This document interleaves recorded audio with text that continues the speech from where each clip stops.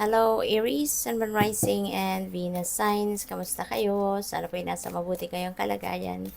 Welcome back po sa Star Tarot. At kung bago kayo rito, welcome din po kayo. Please subscribe, like, share my videos, and leave me a comment po kung nakaresonate kayo. Thank you. So, tignan natin yung mga messages ninyo for today. Paunang message ninyo, we have the energy of the purse.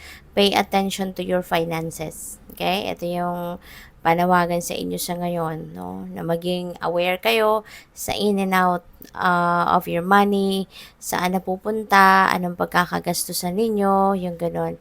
Kasi baka mamaya, alam mo yun, labas ng labas kayo ng pera, nakakalimutan nyo na, no? Na mag-check kayo ng inyong mga budget plan para nang sa gayon, sigurado kayo na mapupunta sa kung saan dapat mapunta, kung saan naka-budget talaga ang inyong pera. Alright? So, what else? We have fair woman. So, may mga dealings kayo with a fair woman. Around this time, probably then, meron kayong baka meron kayong relationship, no, sa taong ito. And this is someone na merong blonde, naturally blonde, no, gray or white hair. Alright?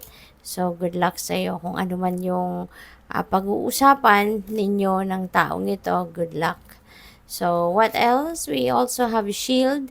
You need to defend yourself. Ayan. So, kailangan daw na depensahan mo ang inyong sarili. So, pwede na didepensahan mo sa kanya, no? Dito sa fair woman, yung sarili mo. So, baka meron kayo ditong pag-uusap, no? Na baka confrontation, no? Baka confrontational ang dating or ang nature ng usapang ito. So, what else? We have ladder, climbing towards success. Wow. So, congrats sa'yo. Kasi paakyat ka na doon sa inyong tagumpay. Papunta ka na sa pag-accomplish mo. You know, sa mga ginagawa mo or pag-achieve mo doon sa mga goals mo na maaring yun ang pinagtatrabahuan ninyo at this time. So, what else? We have cobweb, protected from negative forces beyond your control. So, wala kayong dapat na ipag-alala. You have nothing to fear, you have nothing to worry about kasi protektado kayo, no, ng universe and the rest of your spirit team sa mga negatibo, no, puwersa na hindi mo kontrolado. This is beyond your control. So, what else? We have four-leaf clover. Napakaswerte ninyo. This is great good fortune coming your way. So, mababalot kayo ngayon ng swerte. Mababalot kayo ngayon ng fortune, no? So, things will be falling in its right place. Kumbaga, makukuha mo kung ano yung deserve ninyo. You know? So, kung ano man yung mga heart's desires mo, mga wants mo, yan ay maaaring dadating na, no? So, what else? We have grapes. Time to go out and have fun. Okay? Panahon na para lumabas ka, mag-enjoy ka. Baka kailangan mo din ngayon ng makahinga ka, no? You need to take a breather din siguro. Kaya may pagkakataon sa ngayon na dadating na baka merong mag-aaya sa'yo, baka merong may okasyon at baka may mag-iimbita sa'yo. So, go out, no, and have fun. So, what else? We have wish bone. Wow.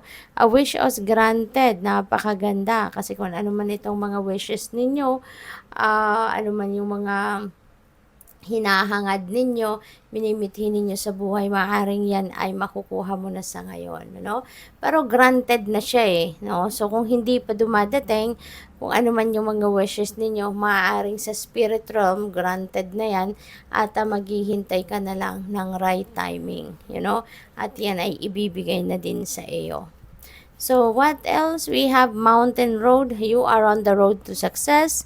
Tapos, meron dito climbing towards success. So, definitely, pwedeng magkaibang bagay ito, you know, na mapagtatagumpayan ninyo, or this could be one thing, parehas sila, pero, ayun nga, parehas ang magiging, resulta, no? At papunta ito sa pagkamit mo ng inyong tagumpay. So, makukuha mo na, maa-accomplish mo na, maa-achieve mo na ito, no? Kaya, good luck sa'yo.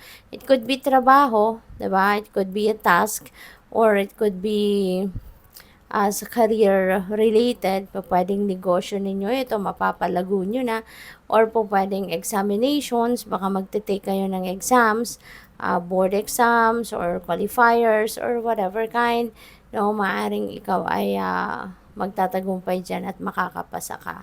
Meron ka pang great good fortune, ano? So, napakagandang pagkakataon nito.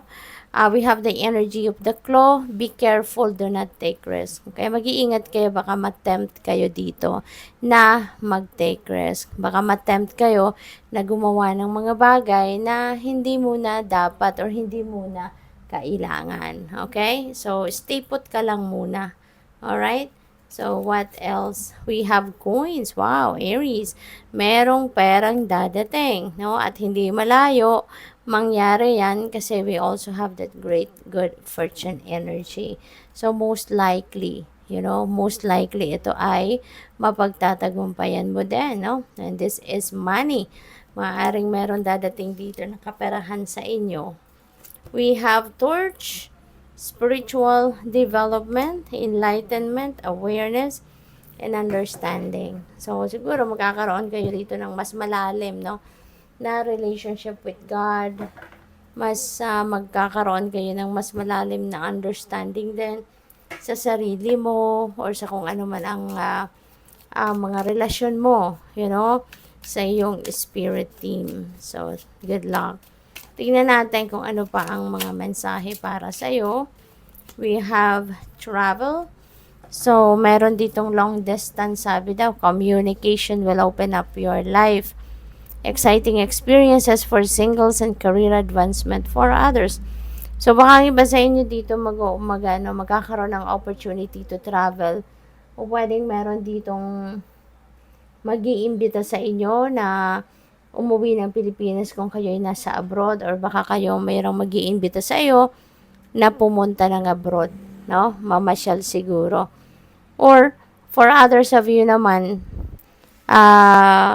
merong mga career advancement, may mga opportunities kayo na paparating dito na related sa inyong karera. Baka merong mga career opportunity, may career advancement dito na mangyayari.